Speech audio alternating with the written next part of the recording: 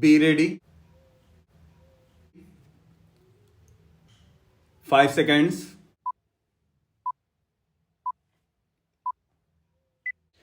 Start. Sir, another project in the state of Kerala is also kept in cold storage. Hundreds of kilometers can be served in the northern part of Kerala if this rail link comes into operation.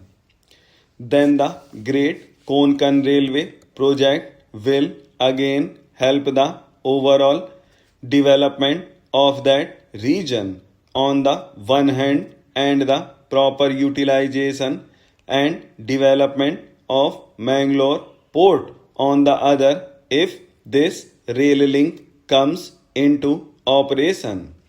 What is the attitude?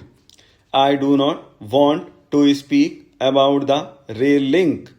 For that also, whereas rupees 17 crores were originally estimated, only rupees 2 crores is being given. I do not want to elaborate that. We could enumerate a number of points in relation to discrimination against various regions. This discrimination is there not only towards Kerala. The same discrimination is there towards northeastern region and many other regions also.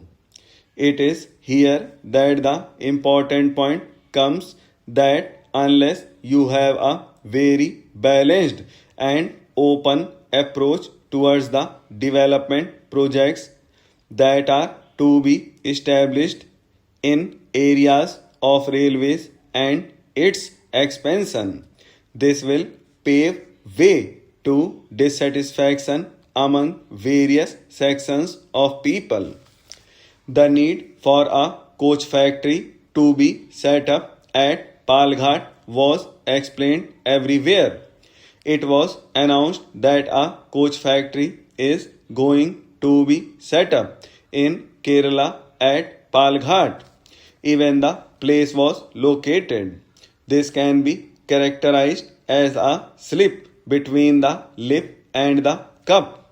But this is something very serious so far as the people of Kerala are concerned.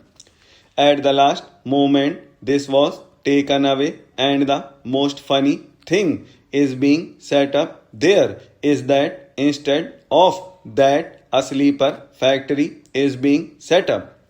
The name of that factory is very ironical, that is sleeper factory. It very well expresses the attitude of the higher ups towards the problems of the people of Kerala as such. They are sleeping over the problems and what would Kerala get out of this factory. This is also very strange. Some 12 people will get jobs from this factory which is going to be set up in Palghat.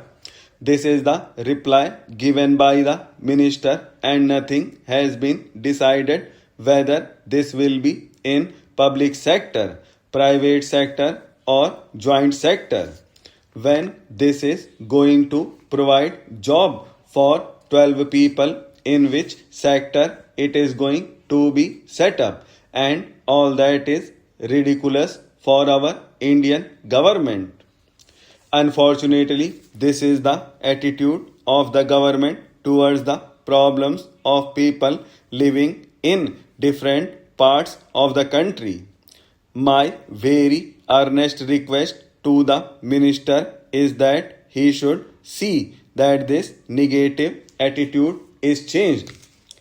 I do not know whether this earnest appeal will find any result, but as it is customary from our part to place our grievances and appeals before the minister, I am doing that. Now, regarding trains, though many new announcements have been made in the railway budget. Nothing is there for the people of Kerala.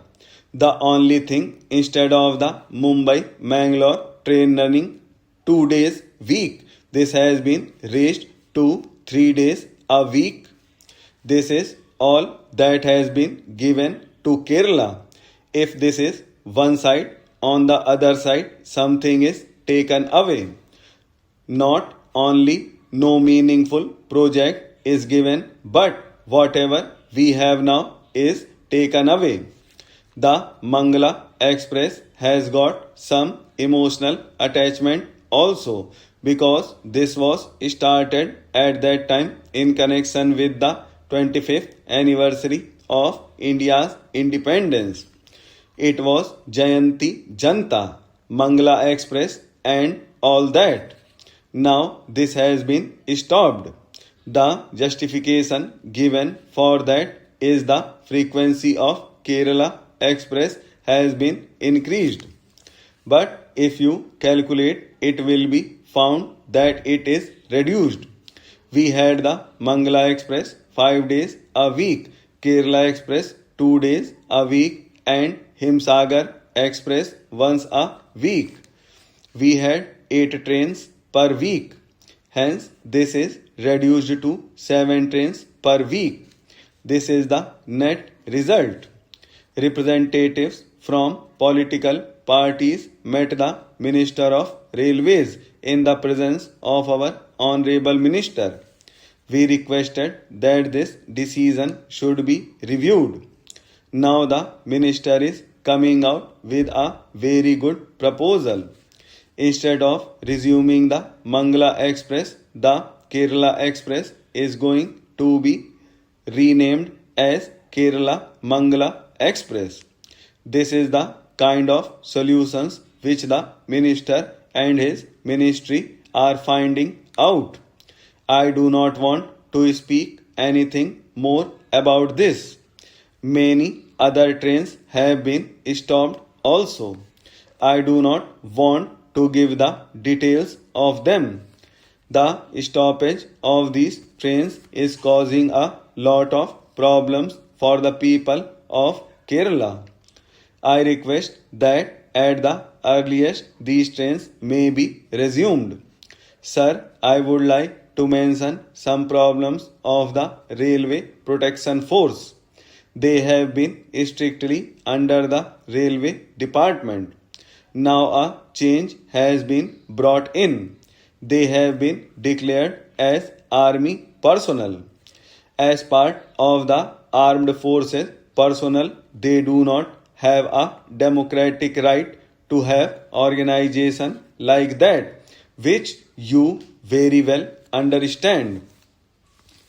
Often the states make complaints against central government for not paying attention towards their financial needs and for not providing them the required financial resources, and as a result of which development projects remain incomplete.